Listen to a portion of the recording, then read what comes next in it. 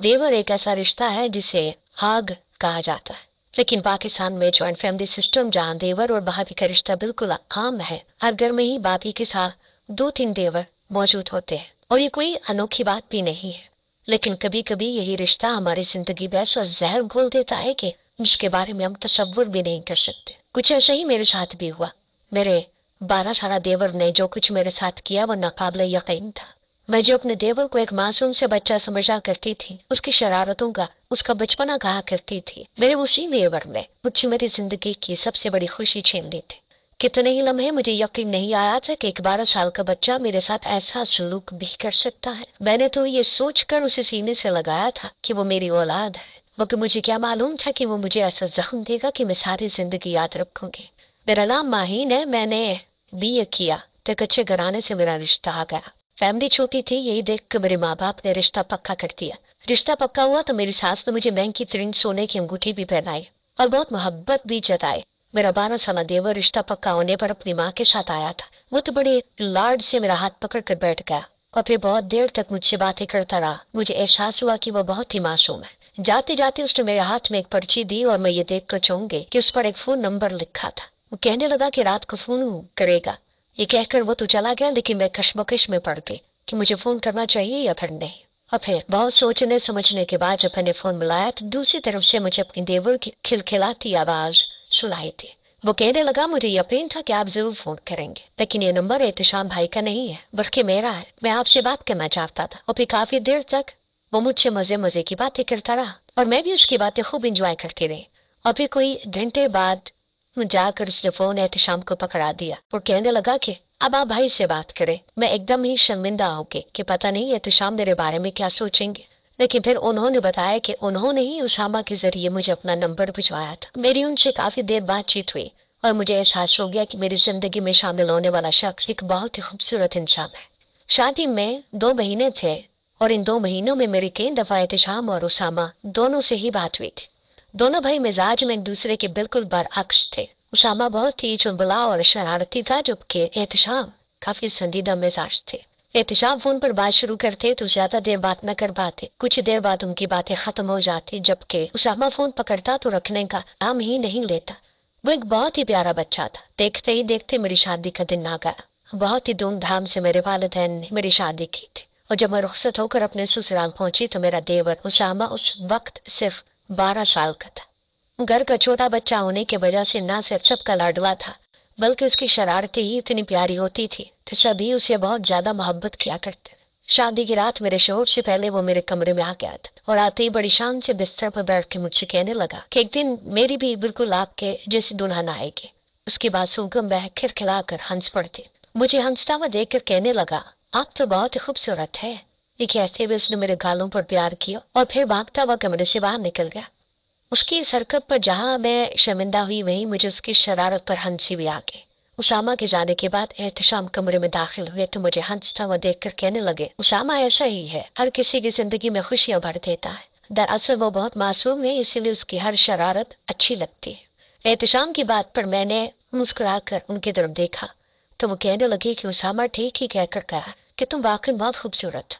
उनकी बात पर मुझे हंसी आ गई। मुबारक खड़े उसामा की बातें सुन रहे थे, फिर मेरे पास बैठकर कहने लगे कि मेरा छोटा भाई मेरी जिंदगी है। दरअसल वो मुझसे बहुत छोटा है। उम्र का फर्क होने की वजह से मैंने हमेशा उसे अपने बेटे की तरह समझा है। वो चाहता हूँ कि तुम भी उसका बहुत ख्याल रखो। मैंने उन्हें यकीन दिलाया कि मैं न सिर्फ उसामा का बल्कि घर में रहने वाला हर शख्स का बहुत ख्याल रखूंगी। मेरी बात सुनकर वो मुतमईन हो गए और फिर हमारी शादीशुदा जिंदगी का आगाज हो गया। शादी के अगले ही दिन मुझे एहसास हो गया कि उसामा न सिर्फ इस घर में सबको प्यारा है, बल्कि उसके मुंह से निकली हर बात सब फौरन पूरा कर देते हैं। वो सही के या गलत सबको कबूल होता है, उसके आगे किसी की भी नहीं चलती। जैसे ही मुझे इस बात का एहसास हुआ तो मुझे लगा अगर मैं उसामा से बड़ा कर रखूंगी, उससे मोहब्बत करूंगी तो इस घर में मेरी जगह खुद ब खुद बन जाएगी। और फिर मैंने ऐसा ही किया। मैंने उसामा को खुद से करीब कर लिया। उसकी हर छोटी से छोटी जरूरत का ख्याल मैं खुद से रखने लगी। उसका स्कूल का बैग सेट करना हो या फिर उसके असाइनमेंट बनाना हो, हर काम में मैं उसका साथ दिया करती। और देखते ही देखते मैं भी उसे बहुत अजीज हो गई। वो भाभी भाभी कहते न थकता। मेरी सास कहती कि जब से मेरी बहू आई है मेरी तो जिम्मेदारियां ही खत्म हो गई है। उसने घर के साथ साथ हमारे छोटे लाडले को भी संभाल दिया। उस आमा घर में सबसे ज्यादा मेरी बात सुनने लगा था। अब तो अगर एहतशाम कभी उसामा से कोई बात मनवानी होती तो वो मेरा ही सहारा लेते। मुझे और एहतशाम को कहीं घूमने जाना होता तो भी उसामा हमारे साथ ही जाता। और फिर ऐसा ही होने लगा कि जब मैं अपने मेके जाने लगती तो उसामा मेरे पीछे लग जाता और फिर मैं उसे भी अपने साथ ले जाती। घर वालों को ये बात बिल्कुल अच्छी नहीं लगती थी। अक्सर मेरी अम्मा कहती कि तुम क्या छोटे देवर को साथ लगा कर ले आती हो, तुमसे दो चार बातें भी बंदा सुकून से नहीं कर सकता। अम्मा की बात पर मैं उन्हें समझाती कि उसामा बहुत ही प्यारा बच्चा है, मुझे उससे कोई परेशानी नहीं है। लेकिन अम्मा सिर्फ एक ही बात कहती कि देवर देवर होता है, तुम उसे अभी से उसकी हद बता दो। वो जिस तरह लाड प्यार से तुम्हारे गले में झूलता है ये कोई अच्छी बात नहीं है। अब वो बड़ा हो रहा है और अम्मा की बात सुनकर मैं नाराज हो जाती पर अम्मा से कहती आप किस तरह की बातें करती है, उसामा बच्चा है, उसका जहन भी बच्चों जैसा ही है। इस तरह मेरी शादी को 6 महीने गुजर गए। इन 6 महीनों में मैं पूरी तरह ससुराल में रच बस गई।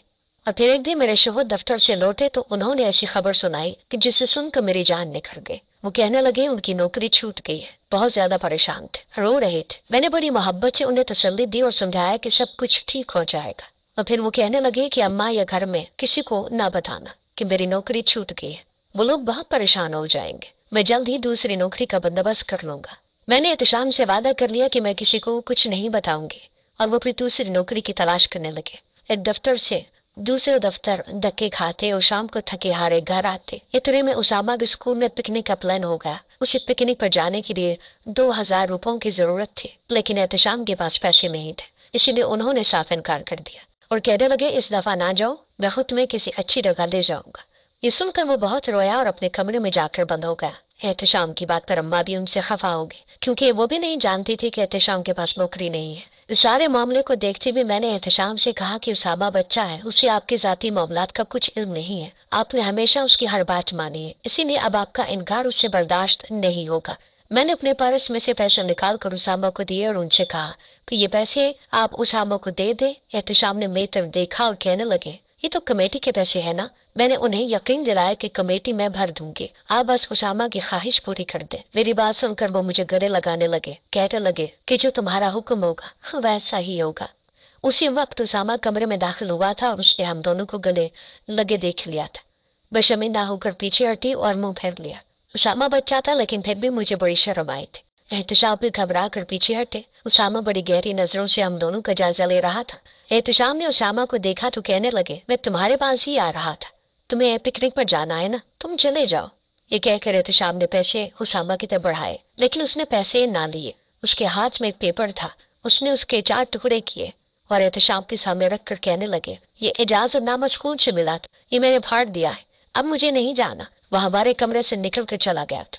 वो पूरी तरह नाराज हो चुका था। उसके पीछे एहतशाम गए और फिर देर तक उससे लाड करते रहे और फिर अगले दिन खुद जाकर स्कूल से इजाजतनामा लेकर उससे बारहा और पैसे भी जमा करवा दिए। वो घर लौटे तो मेरी सास उनसे कहने लगी कि जब तुम्हें इजाजत देनी ही थी और पैसे भी जमा करवाने थे तो फिर उसामा का दिल दुखाने की क्या जरूरत थी। मैं अच्छी तरह जानती हूँ कि तुमने ये सब क्यों किया है। मेरी सास ने अजीब सी नजरों से मेरी तरफ देखा और फिर कमरे में चले गए।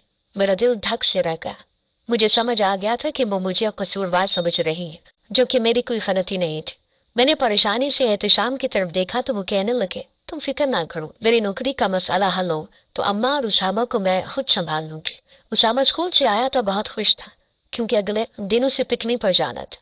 वो अपना सामान पैक करने लगा, मैं भी उसके साथ साथ उसकी जरूरत का सामान रखने लगी। उसका चेहरा बड़ा चमक रहा था। उसका सामान पैक हो गया तो मैंने उससे कहा कि पिकनिक पर अपना ख्याल रखना। मेरी बात सुनकर उसने पलट कर मेरी तरफ देखा और कुछ देर तक देखता ही रहा और फिर कहने लगा कि मैं अपना ख्याल रख सकता हूँ, आप परेशान ना। मैं मुस्कुरा कर रह गई और अगले दिन वो पिकनिक पर चला गया।